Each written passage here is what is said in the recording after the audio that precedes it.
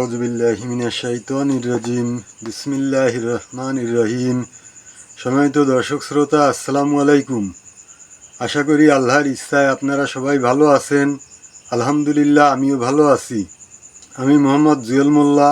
আমার ইউটিউব চ্যানেলের পক্ষ থেকে আপনাদের সবাইকে জানাই আন্তরিক শুভেচ্ছা ও অভিনন্দন।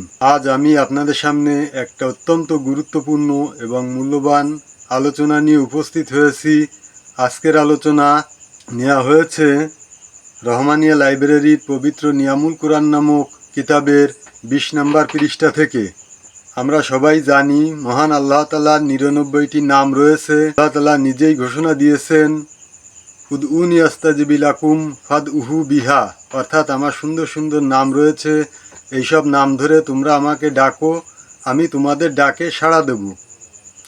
অর্থাৎ আল্লাহ নিজেই যখন বলেছেন, আমরা যদি ইয়াকিনের সঙ্গে আল্লাহ তাআলার নামের উপর আমল করতে পারি, ইনশাল্লাহ আমরা উপকৃত হব। আল্লাহ তাআলা নিজেই যখন বলেছেন, আমরা যদি ইয়াকিনের সঙ্গে আল্লাহ তাআলার নামের উপর আমল করতে পারি, তাহলে ইহার কার্যকারিতায় কোনো সন্দেহ নাই,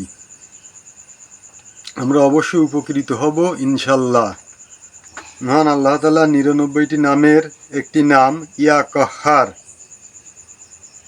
হে মহা শাস্তিদাতা। সর্বদা এই নাম জিকির করিলে সংসারের মায়া মমতা দূর হয় এবং আল্লাহ ব্যতীত কাহারও খেয়াল মনের মধ্যে থাকে না ও শত্রুর উপর প্রভাব বিস্তার করা যায়।